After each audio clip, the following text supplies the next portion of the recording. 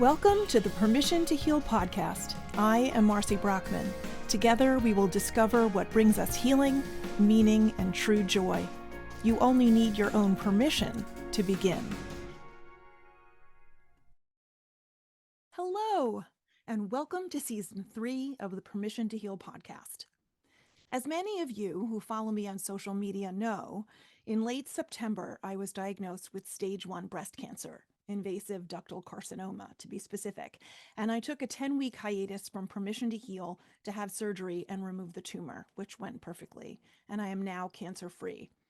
I am beginning targeted radiation treatment to minimize the chances of cancer reoccurring and continuing on with my life. I'm beginning Season 3 of Permission to Heal now as the new year begins, because this is the time of year for healing, self-care, self-awareness, and becoming better versions of ourselves.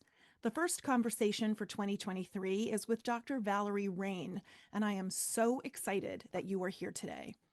Dr. Valerie is a psychologist and a women's health expert who has researched what she terms Patriarchy Stress Disorder, or PSD, and created the only science-backed system for helping women to achieve their ultimate success, happiness, and fulfillment by healing the intergenerational trauma of oppression. She holds a master's degree in psychological counseling from Columbia University and a PhD in psychology from the Institute of Transpersonal Psychology.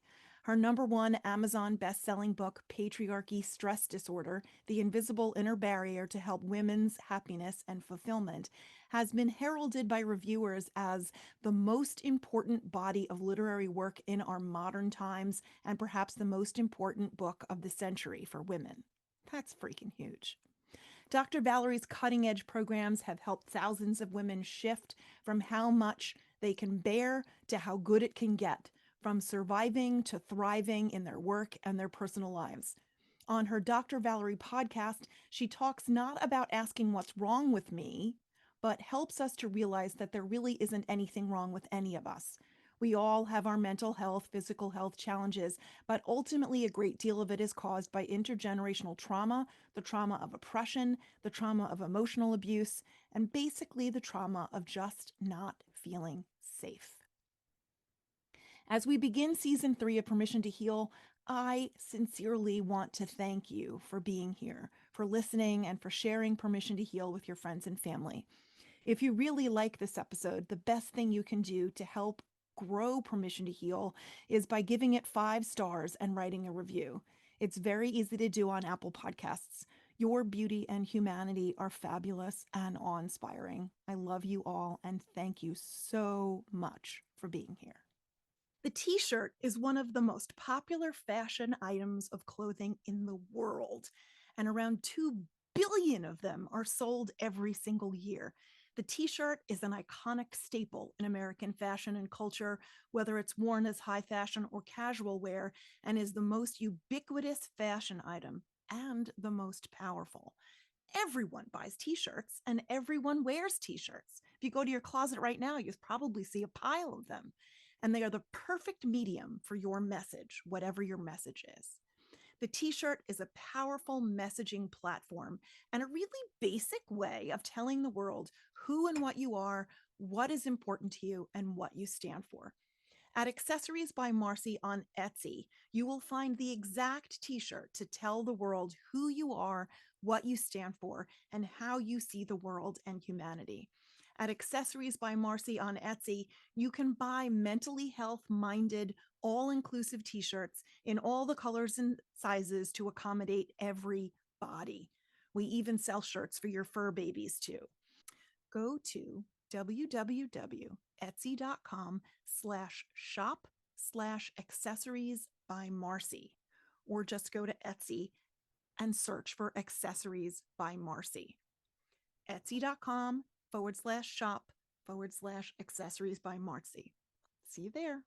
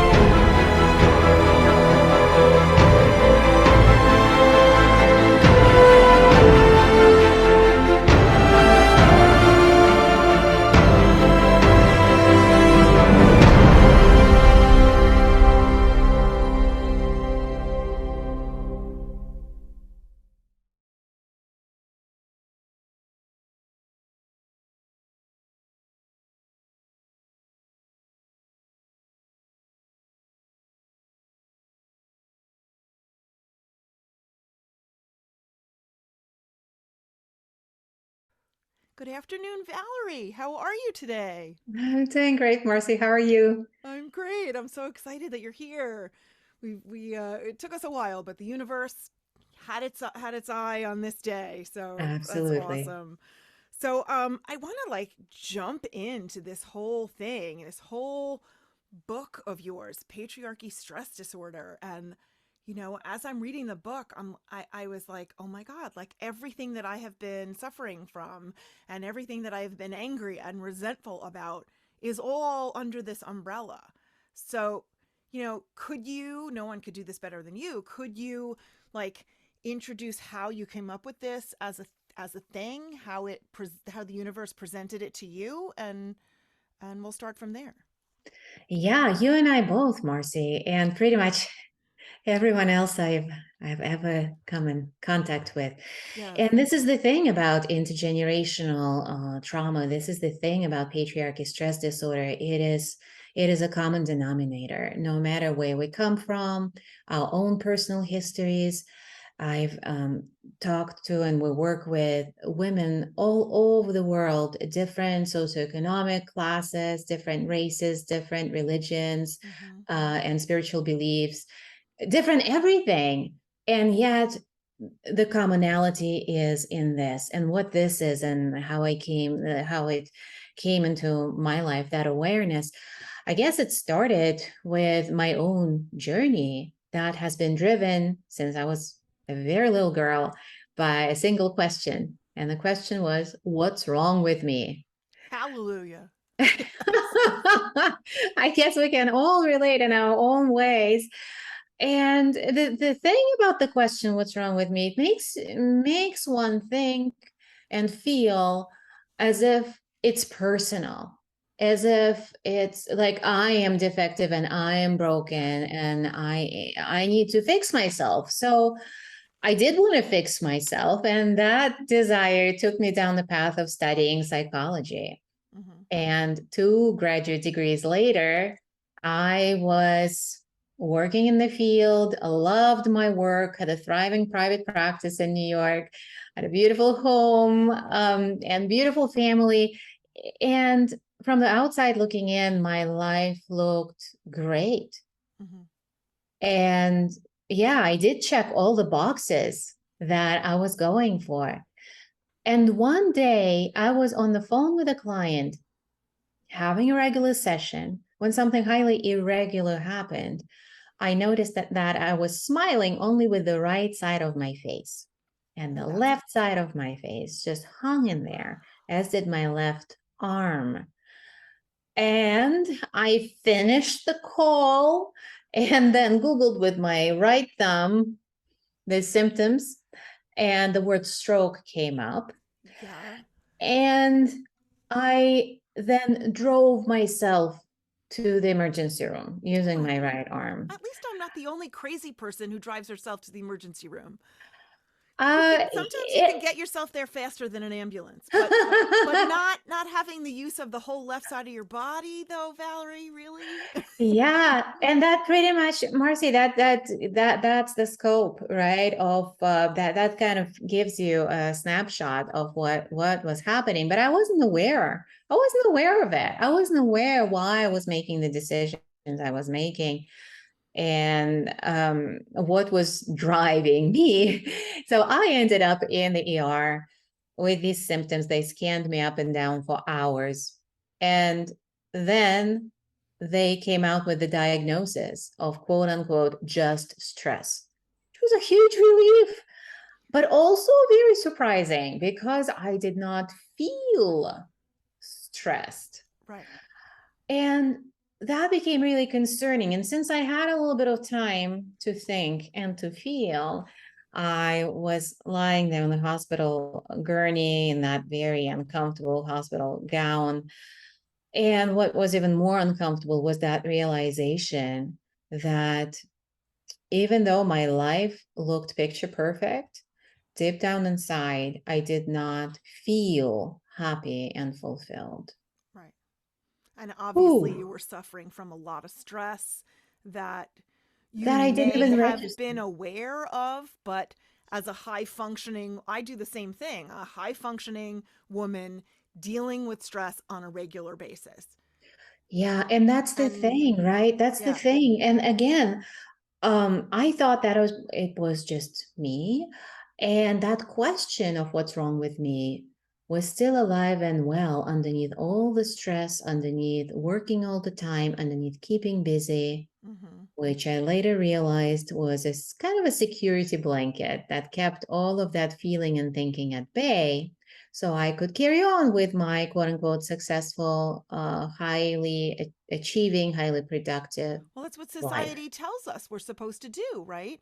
You're supposed to have goals and fulfill them and check them off. It makes us want to be task oriented and base our personal value on productivity. So if you're Yeah. doing all of that, isn't that supposed to be what brings you meaning and happiness and health and all of that sort of thing? Supposed to, I and think yet, it does just not. like, and just like for me, realizing that it doesn't is a very brutal moment. And so Mm-hmm. there I was, in that cold hospital room, realizing that, oh wow, I've read all the self-help books I could get my hands on. Mm-hmm. I've gone to seminars and workshops and retreats, and I have been a therapist myself for years and have been in therapy for years with different Mm-hmm. therapists. And I was still not feeling happy, fulfilled, free, and like my authentic self. And that question, what's wrong with me, was still there. It was a despairing moment. And thankfully, in that moment, I thought of my own clients who somehow were getting unstuck, somehow were getting in touch with the fullness of their lives, with their authentic selves. Right. Obviously, I was doing something for them that I wasn't doing for me. Mm-hmm. And what that was uncovering and healing hidden trauma with mind body energy tools. And here's an interesting piece that none of my clients, well, almost none of them, would have said, oh, yeah, I have trauma. Most of them would have said no. And they did. They said, oh, I had quote unquote normal childhood and normal life. And that's what I would have said too. So my question became, is there a kind of trauma that we're just overlooking that is so prevalent, but we don't know. Just like I didn't know that I was stressed until I ended up in the ER. Right. We don't know that we carry this trauma, and it runs our lives. It affects our lives in very profound ways. In the sense of disconnection, which is a core symptom of trauma, disconnection from Mm-hmm. ourselves, from our authentic selves, from parts of our bodies. And that's when the dots began to connect for me. Research in epigenetics has been showing Yes. that trauma is genetically transmitted. And women have been oppressed for thousands of years. Mm-hmm. Oppression is traumatic. Mm-hmm. And if it hasn't been safe to be a woman in the world for a very long time, and particularly Still unsafe, now. yes, I mean, and look what's going on particularly, in Tehran now. They're burning oh their my gosh, hijabs because people were getting shot for not wearing them. Like, it's it's what? it's deeply disturbing on so many levels, and we'll get into how our subconscious actually is attuned to all that's going on inside and outside of us, and what was going on in the past with the past generations, and how it gets triggered on a daily basis in the world we're living in now, right? So yeah, so all of this came together for me, and the name that the term came, patriarchy stress disorder, is that is a stress response that is chronic, that we've been living with, we were born with, and in our lives it's so many things contribute to it. And here's the irony: now we have more opportunity than our mothers did, than our grandmothers did, great grandmothers, and our biology has not caught up to this opportunity. More than that, the more we reach for success, achievement, intimacy, sexual expression, and pleasure, wealth, Mm-hmm. ooh, the more to our subconscious that signals unsafe, unsafe, unsafe, because women who did that in the past were burnt at the stake. Sure. These Smack women were down. locked up in asylums. They suffered terrible consequences. So although we have access to these opportunities more so than the previous generations, our subconscious is actually signaling unsafe and driving the bus away from our desires, not toward them. And this is Right. what we know from science. In neuroscience, they've done many studies that have come to a conclusion that the scientists themselves found kind of wow, like mind blowing. Our actions are decided in our subconscious. That is what they were seeing again and again, that it's the subconscious that decides our actions. Really? Yes, in all these years with all personal development and cognitive behavioral therapy, that still is utilized as like this is the golden standard. Sure. Thoughts do not So what actually good drive the is thought. CBT if your unconscious is what's driving the behavior? Yeah. So the thoughts, of course, it's a better experience to think more like thoughts that are more affirming and supportive than thoughts that are terrible, negative and self-defeating. However, it doesn't start with the thought. It Mm-hmm. starts deeper. It starts with the subconscious.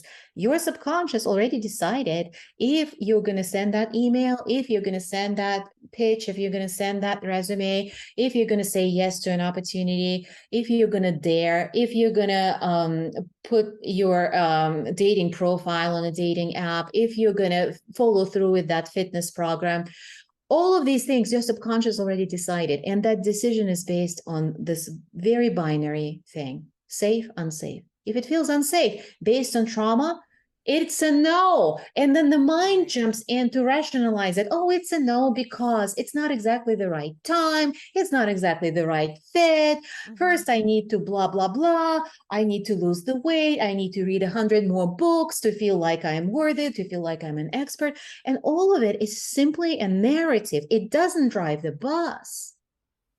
Mm-hmm.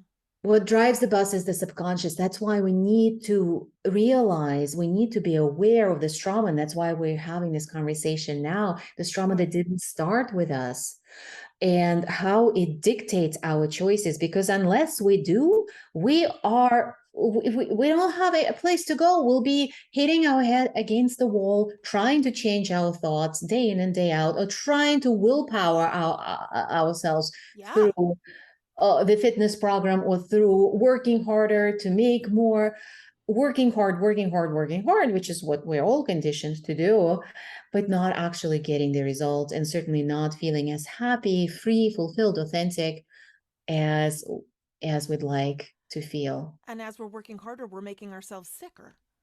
Unfortunately, and we know this.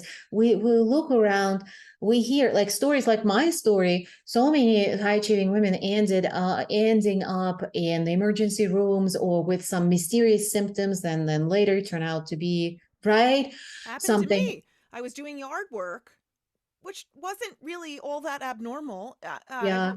Was drinking plenty of water, and all of a sudden I went blind in my left eye. Ooh. I couldn't see anything, and I had a horrible migraine, like Mm, migraine type headache.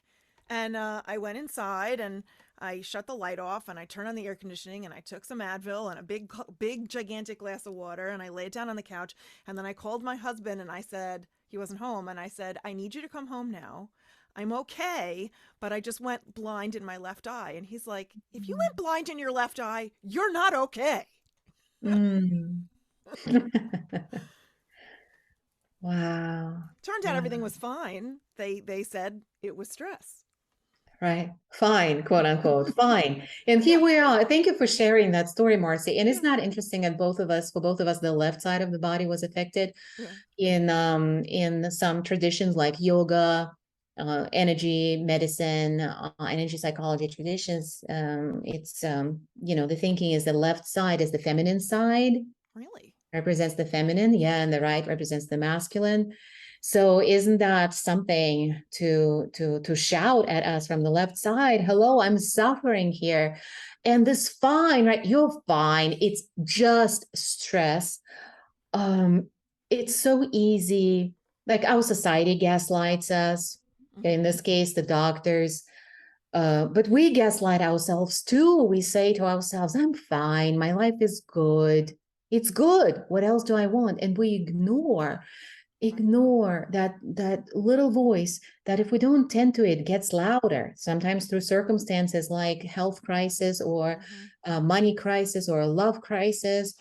Something has to give, something has to pull the rug from under us Right. to stop us from running in this hamster wheel of doing more, working harder. Exactly. Until a symptom like that shows up to literally Yeah, pull the rug out from under you, most women will yes, just keep going. exactly. Because we need, and the life will stop us sooner or later, because we are here to live our authentic life. We are here to fulfill our mission. That's Mm-hmm. what we're here to do. And doing that, we don't need to sacrifice ourselves. That is not necessary. Right. We don't need to suffer. But fulfilling our mission can go hand in hand with thriving. And in fact, that is what helps us to get in full alignment: mind, body, spirit, energy, everything. When we're living on purpose, we're living on mission. And of course, to PSD, the trauma, like every trauma has a defense mechanism. Many layers usually have defense mechanisms. And in our system, which we call the thriving method, we call these defense mechanisms prison guards, right? So the prison guards are keeping us safe. The only way they know how is by keeping us in this invisible inner prison of, okay, this is who you are, this is what you get to do, this is what you don't get to do. And the moment we start moving forward toward more freedom, toward being more, having more, enjoying more, feeling more, being more connected, more intimate, more fulfilled, more expressed, the alarm, right, begins to go off in the prison complex, and the defenses, prison guards rush in. No, you don't get to live fully expressed on your mission because it's not safe. All comes down to that safety programming around the trauma that we both inherited and have been experiencing again and Yeah. again.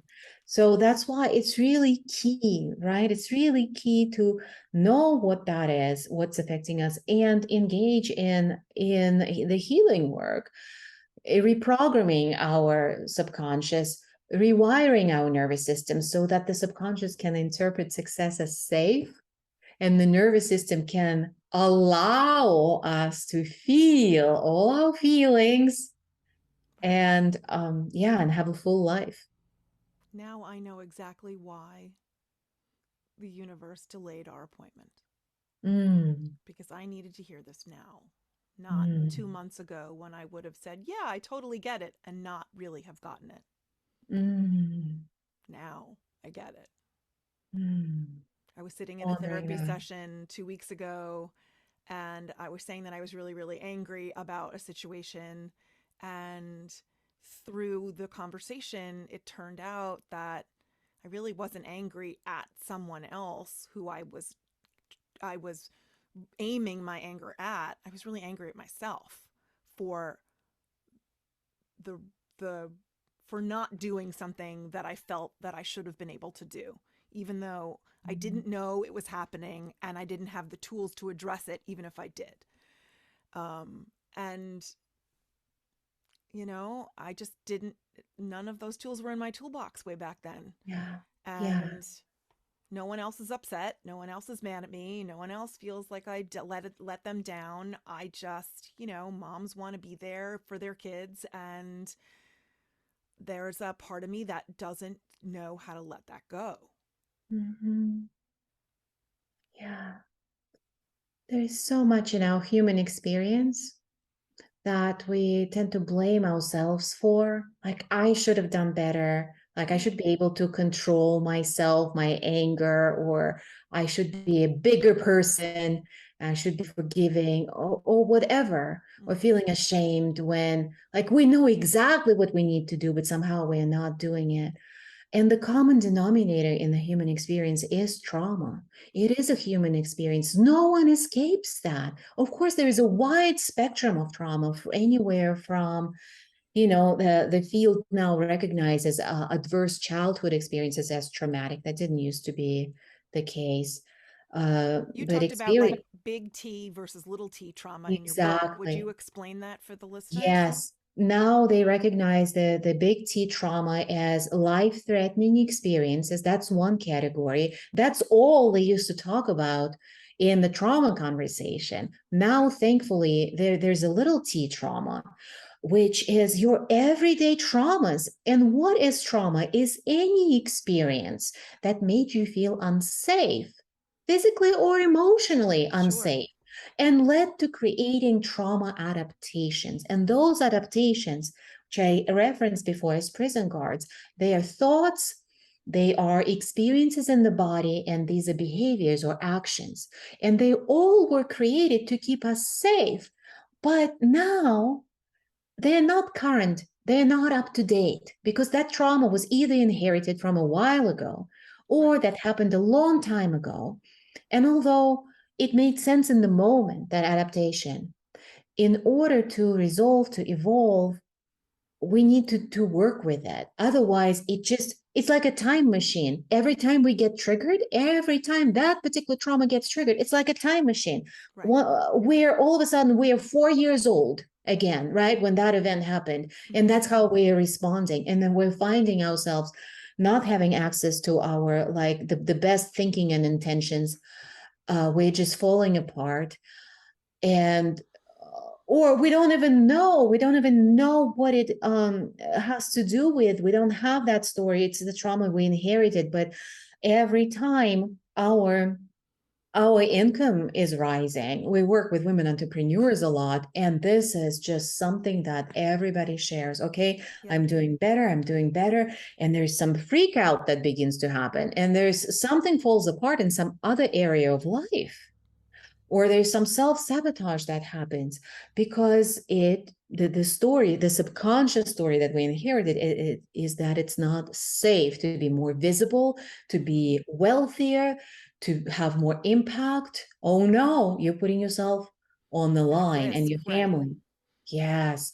So all of this comes up, and we may, if we don't have the trauma lens, we're going to be thinking, oh, something is wrong with me, I'm not working hard enough, I should just push through it. What am I doing? And there's so much conversation about self sabotage as if we are sabotaging ourselves. Okay, I Right. just woke up this morning and I thought to myself, okay, Valerie, today would be a good day to Yeah. sabotage myself. Let's see what I can do.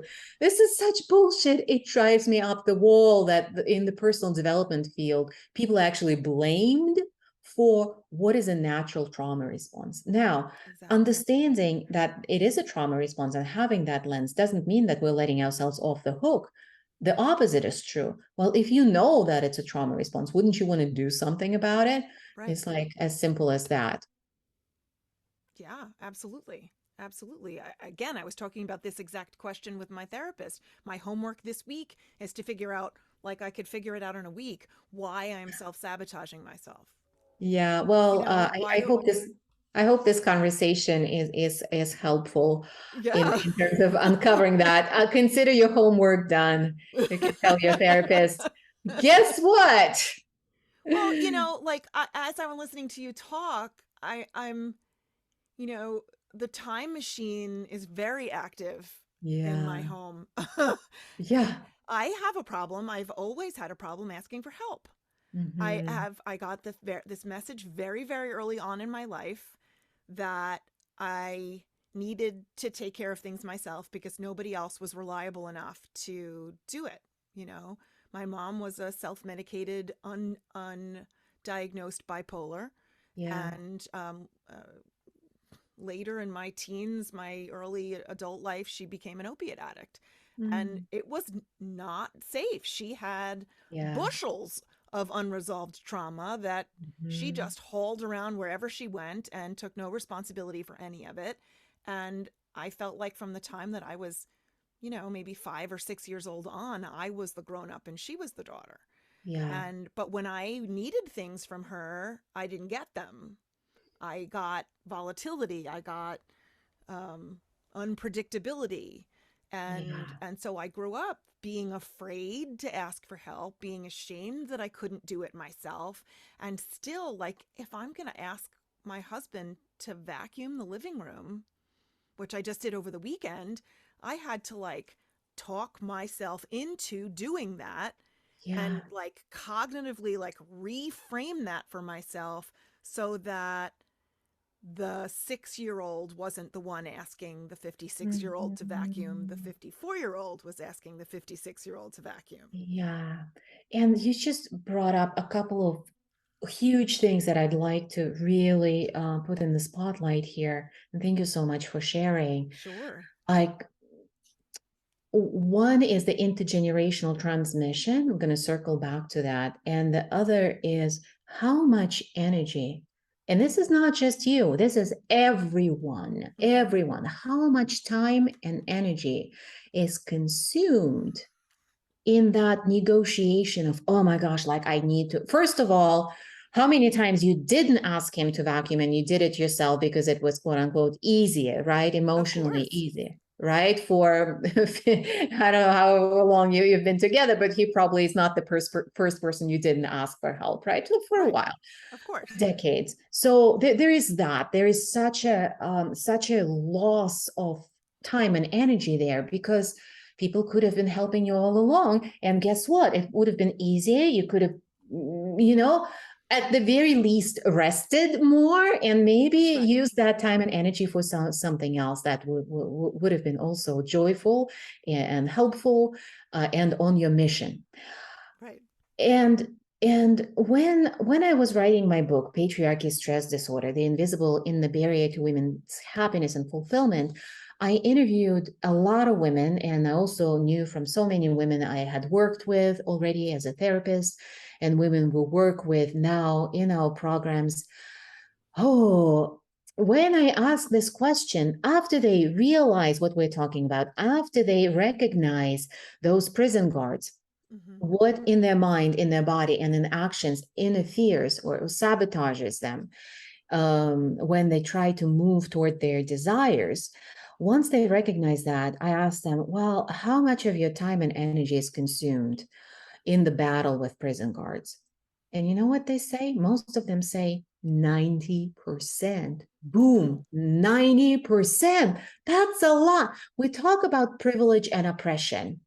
Mm-hmm. Um, there is the external privilege and oppression, which is important to understand, contextualize where we are in that Yes. spectrum, where we enjoy privilege, where we have the experiences of oppression, but it's also internal, Yes. Absolutely. internal.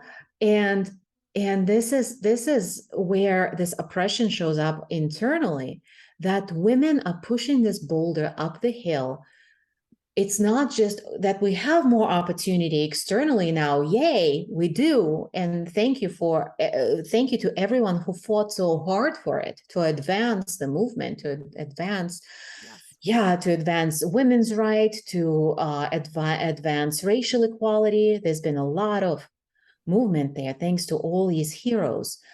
And now I think the battle is also internal. Now that we have all the science that helps us see what's going on with this unprocessed trauma, if we are investing 90%, or rather it's being drained from us, our time, energy, and consequently finances too, Sure. how hard are we working? We're burning out. Women are suffering from autoimmune conditions, from all the conditions that have the underlying stress as the root. Even if we were to reclaim as much or as little as 10% Yeah. That by even doing that this would be healing work, huge. right? We would effectively double our available time and energy. What? But that's exactly what the prison guards don't want us to do because their job is keeping us, quote unquote, safe from the threat of visibility, wealth, impact, intimacy, you name it, right? Everything that's in the realm of our authentic desires. And that's why on the one hand, it is the message that every woman needs, and not only women, really people across the gender spectrum, because trauma is a human experience. Of course. But on the other hand, because of the prison guards, it is also the hardest sell, quote unquote, to women, like, oh yeah, we need this. And women go like, yeah, we need this. Yeah, rah, rah. And then nothing. Or like she may read a book and she'll go, oh, I got it. I got it. But like, what has changed in your life, The right? trick is implementing it and But how you implementing, use you it. can't do it on your own. Right. That's the How do we thing. fire these damn prison guards? Yeah, that is not going to happen because it has to, the healing process is very intricate. We Mhm. can't fire them. It's not how it works because it Damn. just becomes the game of whack-a-mole, right? We like, oh, I dealt with this one. That's where the mindset work comes in. Sure. I dealt with those thoughts that were holding me back. All right, but then this comes up, or your body starts to like you have adrenal fatigue all of a sudden. Crap, like we it's it's not it's not an easy way, it's not an effective way, and it's potentially a harmful way. Mhm. So there is an easier, more elegant and faster way uncovering and healing the layers of trauma. And what we see become possible every day with this work blows our minds every day. Because I I don't know, like I didn't really set out to quote unquote change the world. I knew when this information came in, with this awareness came in, I had to share it. But I had no idea, Marci, what was going to be possible with this, that my life was going to transform completely, but also women who got into this work, their lives. Oh my gosh, where do I begin? Do I even begin? Going from, I'm thinking of a woman who joined our program when she was going through a divorce and she was feeling completely defeated. She was married to a narcissist for over 20 years. They got together when she Been was there. very young. So her self esteem was just destroyed. They had two kids. So she was becoming a single mom. And we actually talked from the airport because she was going to Mexico with her two kids to just get far away from him so that she could just think and also Mhm. cut down on the living expenses. And she was so fearful that she would never be able to provide for them, that she would be dependent on his handouts. And so doing this work allowed her to get in touch with all these layers of trauma in her, not only from the marriage, but also what she inherited Right. and from her childhood.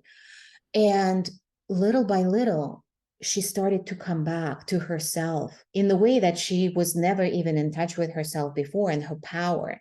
So she learned how to make money happen. But what made that possible was that she got in touch with her power, and that became safe for her. Mhm. So she learned how to day trade. Oh my goodness. Like that's not something that I would even like recommend to most people, because that is requires not only a skill of actually doing it, but also emotional regulation, like, oh my gosh, top notch, To right? not panic. Yeah. Yeah. And she became this like top notch, emotional, regulated person, and also built that skill in a very short period of time. And now she works 1 hour a day. She travels the rest of the time. She makes more than she did as an attorney. Um, and her big win was giving up her law license. She's not going back. And she Wow. just recently spent a month in Paris with her kids because she wanted to. And by the way, she started homeschooling them, which in the beginning, it was like, oh, I have nothing to offer to my kids. I have failed them. She didn't believe in herself as a mom. Well, She she's was already an constantly, attorney. She's clearly an intelligent woman. well, and I'm so glad you're bringing this up. How it doesn't matter how much evidence we have of how intelligent we Right. are, right? When you look Right. at your life, of how much you've accomplished, when you read your resume, you're like, oh yeah, yeah. But is it actually embodied? Does it translate into this feeling, unshakable feeling of confidence and self-worth, where your life is just dripping with pleasure and goodness and Not always. everything? So here, that's the rub. And that is where the trauma healing work comes in. It's not what we think. It's not what we think. Thoughts are, they're kind of in the middle between what our subconscious sees as safe or unsafe, and then what happens. The thoughts may kind of interfere with driving a little bit one way or another, but the subconscious is really the who is at the wheel. So yeah, I just my life is completely unrecognizable after having been in therapy for years and all that, and my life was so, I live my life. This is what, and it's been a few years since this came in, and the transformation has been so rapid that the bulk of my work and the bulk of the work of women in our program, the Thriving Circle, as they go through a few months of this work where they reach for their desires, they getting what they want becomes more normal. The bulk of the work is actually learning to have what we have and not panic. Because we think that like getting what we want is the work, but actually once we get what we wanted becomes something that feels unsafe, and then we're waiting for the other shoe to drop. We're like anxious, and that's where this self-sabotage can come in, and that's also a big reason why so many women can experience success, but then they stall, they plateau, or they kind of go backwards, or things fall apart in some other area of their life. It doesn't have to be this way, but it is big work. It is deep work. Yeah. It is big and deep work. And we do it in community because it's not one-on-one work. Like you and I could be having these conversations, we could be doing great work together, but we also need to be in a community of women doing this work. We call it collective acupuncture because I love there's that. so, yes, there is so much genius in the community. And when one woman shares, okay, I just got in touch with this, and the rest of us go, what? Me too. But it Right. wasn't in my awareness a second ago. Or a woman goes, oh, I was just able to do this. And we all go, and all of a sudden my subconscious gets the message, oh, so it's possible for me too. And it's safe for me too, because I can see her, a woman who I know, and I know her prison guards. I know that it wasn't just like, oh, super Right. easy for her.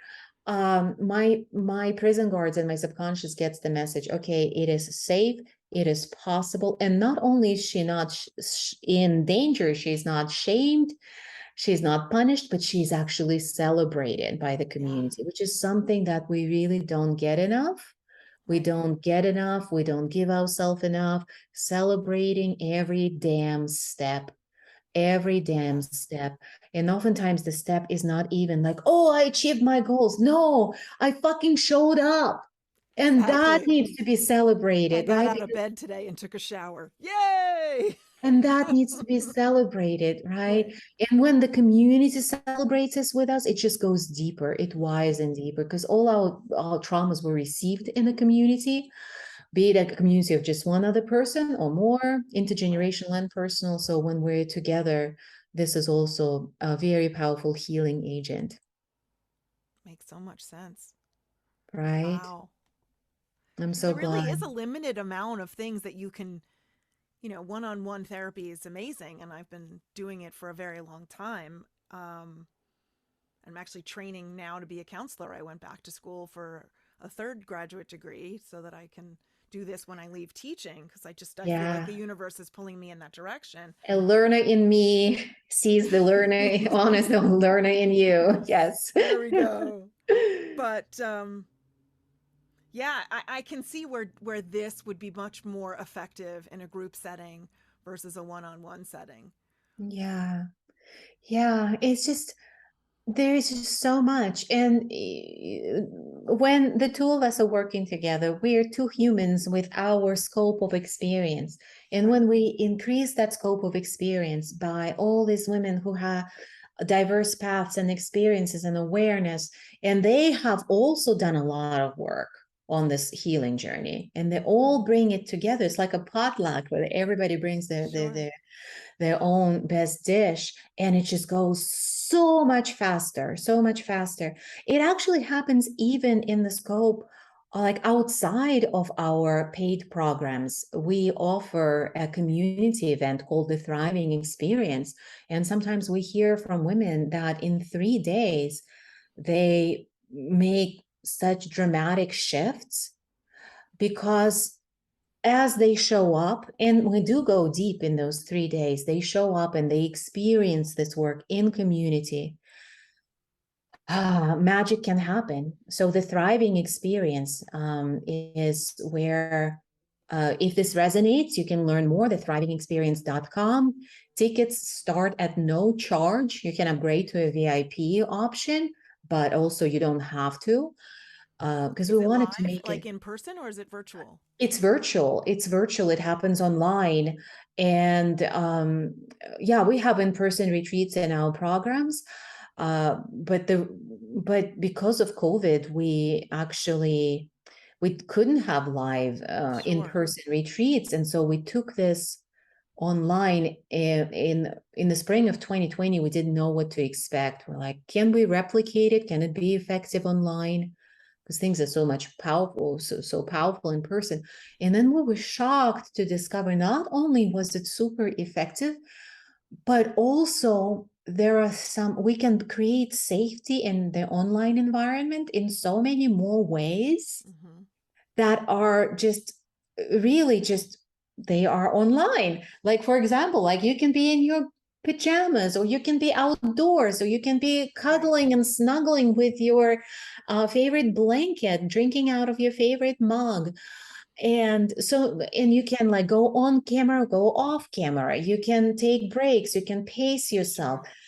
You're in control of your experience, which adds to safety so much. So we saw that it was working. We just kept at it, and we love that we can contribute in this way. And of course, those who are already benefiting from this, and they desire to continue the journey with us in our longer form programs, where we actually have the opportunity to work with trauma, then of course we're here for that too, because that that takes a That little takes a little longer. longer, right? That takes a Right. minute.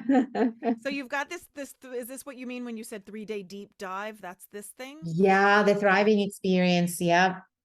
And we started yeah, calling it also our thriving experience virtual retreat, because recently recognizing that for some women to take 3 days, dedicate 3 days to their own healing is just too much to ask for different reasons. Right. Either they don't have childcare, they don't have support, they have to work, right? So we also created a challenge format. It's not the same, but Sure. it's also very helpful, where we get together for 1 hour a day over the course of a week, and we just hit those main points. It's very action oriented. We help to put things into action right away. So that's available too. It's the same page, the thrivingexperience.com, and you can choose to attend one or the other, or both. Why not? Sure. Very cool. And then you also have your podcast. Why don't you what tell us about that? The Dr. Valerie show, yeah. So I am in the middle of visioning what conversations I want to have, and this is why yeah, I just really want to open this up to the audience. Maybe those who are listening will send some inquiries, some questions to team@drvalerie.com, and let me know um, if I'm playing with an idea of actually having sessions also live Cool. on the podcast, like little mini sessions. So I would love to hear from the listeners if that resonates for you, if you'd like to be on and receive. I'm feeling like a surge of creativity with the start of this That's new cool. year. It feels like a new it's like the summer is over, and it's like we're into the Sure. fall, and the energies have shifted. So I will be delighted to hear from our listeners That is a right really now great on. idea. Yeah, thank you. We experimented with a lot of different formats on the podcast. So you can find some mini teachings, like little 2-3 minute ones, and long form interviews. So would love to hear what's resonating, because would love to serve in more meaning, in more ways, in more ways. That's awesome. That's awesome. I there is I can't think of what it's called, but there is a podcast. It's a man and a woman. they're both therapists, and I guess they do a session with couples. It's generally couples therapy, I think. And they change all the names so that nobody's, overly Mhm. exposed and all that sort of thing. And it's really very interesting. As Yeah. I've been in therapy for my entire adult life with a Mhm. series of different therapists, depending on, what I'm Mhm. doing at the time. And now that I'm studying to be a therapist, I'm seeing really what what's going on the other side of the couch.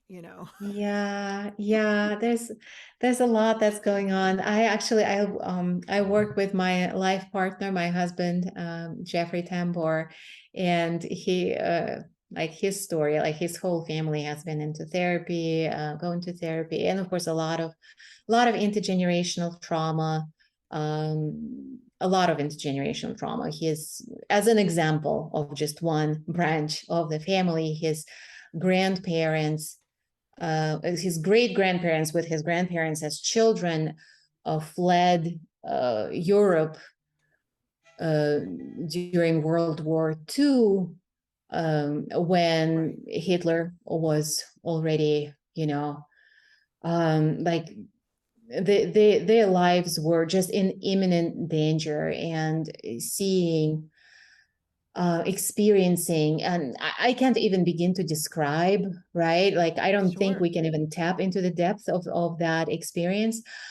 But um and it's not like they shared those stories, right, with their descendants as much.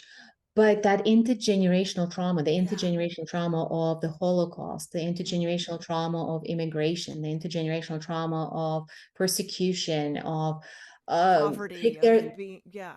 so many layers, right? It just showed up in different ways. And so Jeffrey's parents when in therapy, he was in therapy since he was like 3. And something that he talks about, like his mom, particularly, like her commitment to her healing. She would go to therapy like twice a week for many years, and yet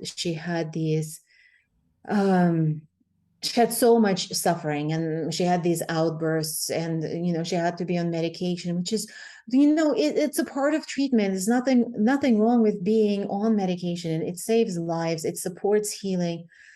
But there was this piece missing in her healing, which was identifying that trauma, and particularly Sure. intergenerational trauma.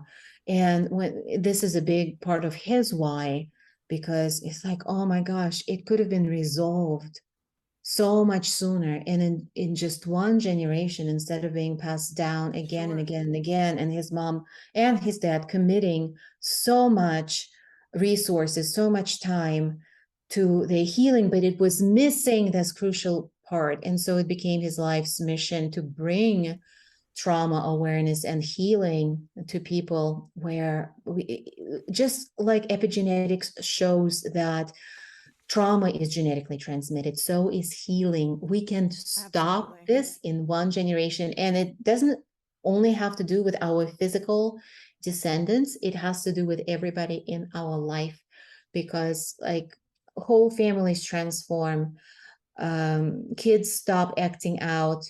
There Yeah. is a rekindling of hot sex life that happens with the couple. There's repairing of relationships that happens with parents, and it's all because one person, in the case of our programs, usually a woman, who is on this journey doing this pioneering healing work. Yeah. So it's truly world changing. So I'm so grateful that we can share it. We can have this conversation, Marci. Yeah, me too. Me too. It's like coalescing so many different thoughts in my head all in one place.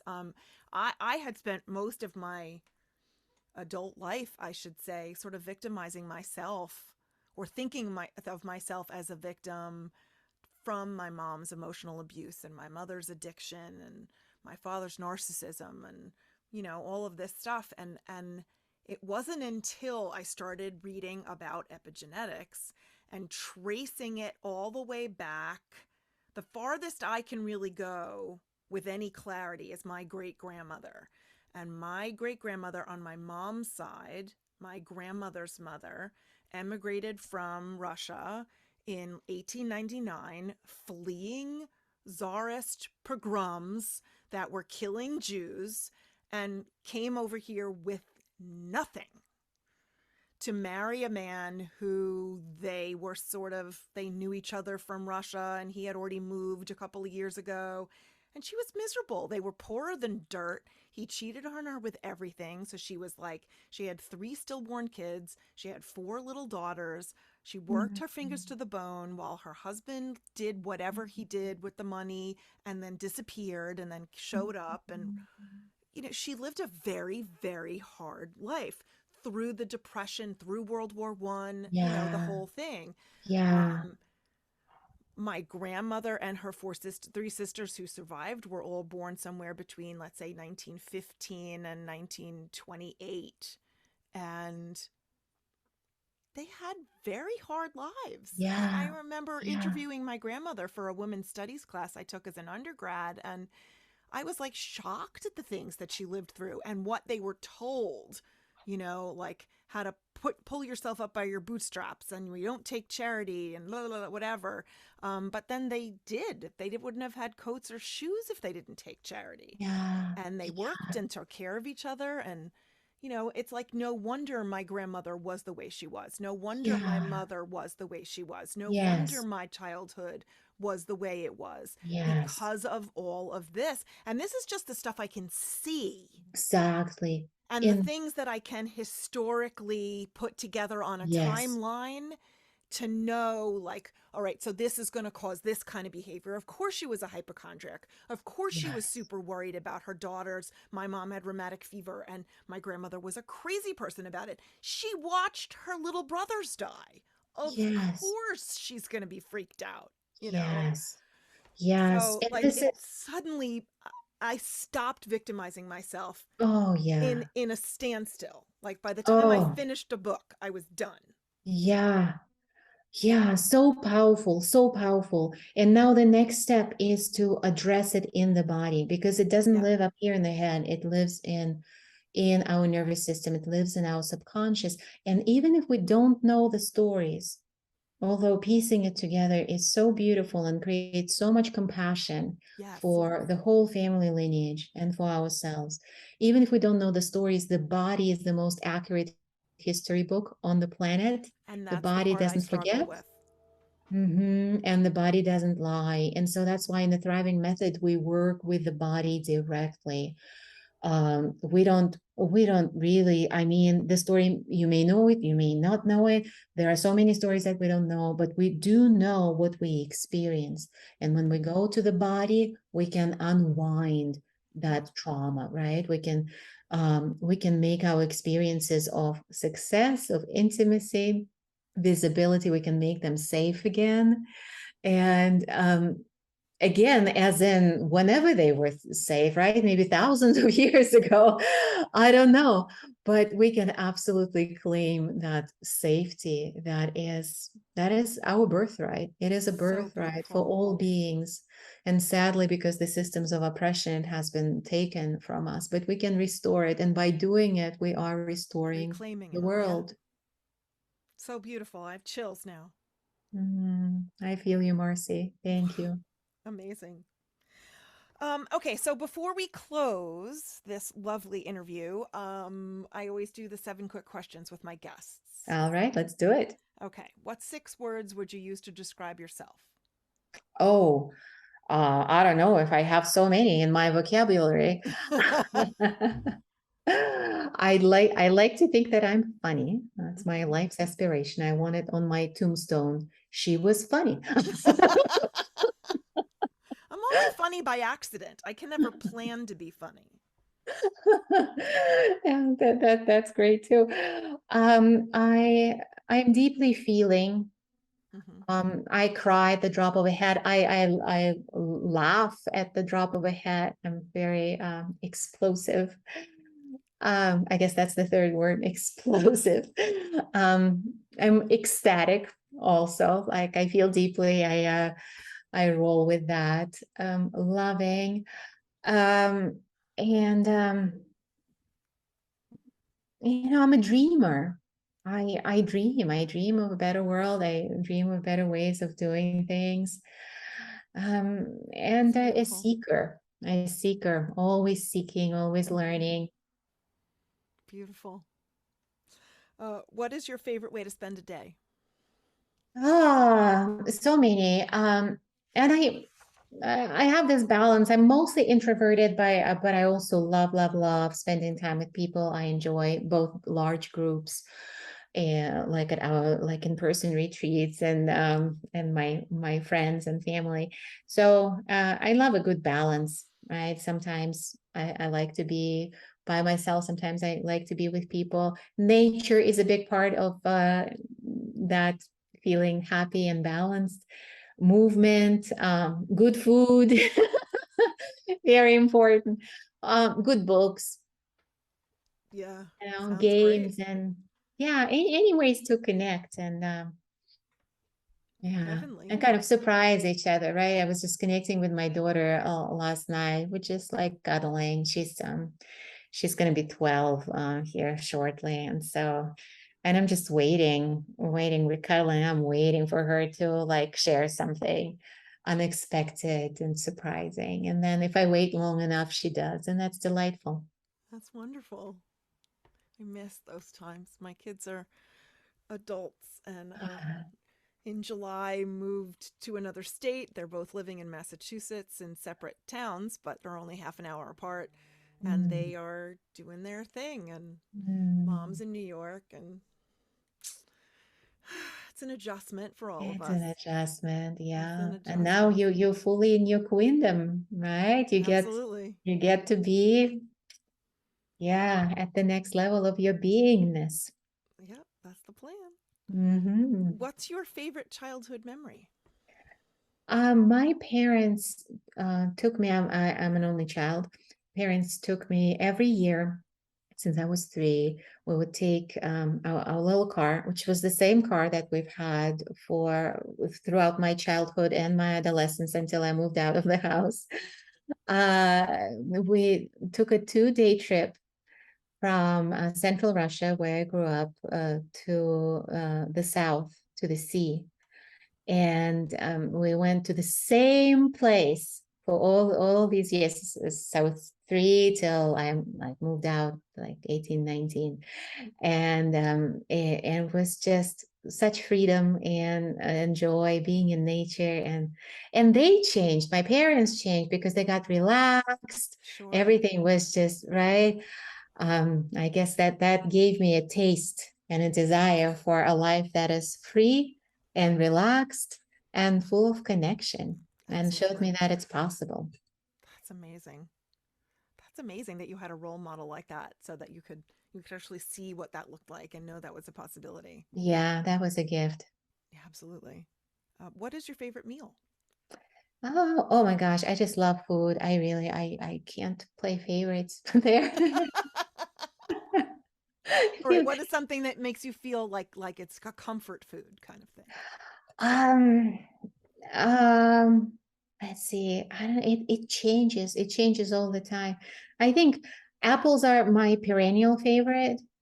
They never go out of style, but like Wow. really, I very rarely meet a food I don't like. Okay, that's fair. That's fair. What one piece of advice would you give your younger self? Mm, piece of advice. Yeah. Depends on what age, right? What age are I you don't know. thinking? I don't have a preconceived notion. Like, Could be 8, could be 12, could be all right. 15, could be 2. I don't know. Yeah. Um, if it's the school age, like 8, I would say it's all bullshit what they're teaching you. Just don't worry about it. Probably true.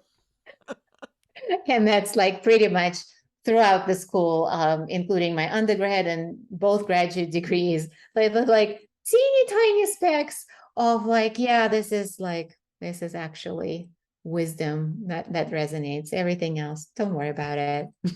I've sort of wondered that, like I have my undergrad degree and 2 graduate degrees so far. And I was trying to figure out like what kind of applicable, useful content or skill did I acquire from any of that? Or was it just that I was experiencing these things and the world was teaching me what I was needing, what I Yeah. needed to know? You Yeah. know, Well, you like are a learner. You are a learner, you're a seeker. I totally resonate with that. And I think for me also, like I needed to get that validation, that patriarchy approval, like the stamp of approval from patriarchy, like I'm qualified. I had my master's in counseling mhm, psychology from Columbia first, and then I went for my PhD.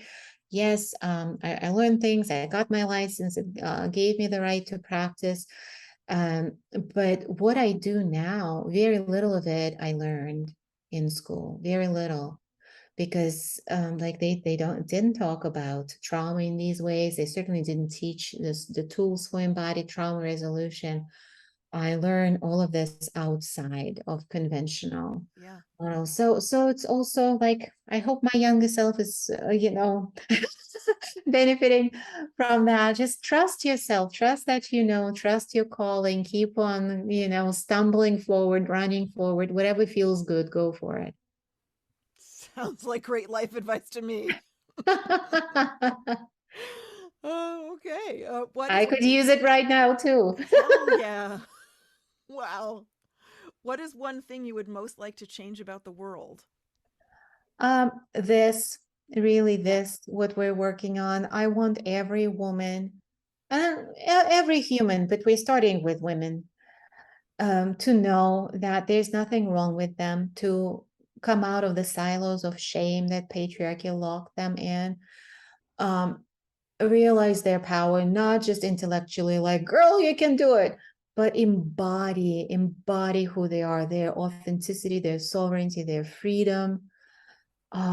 Yeah, and that's the journey I'm on.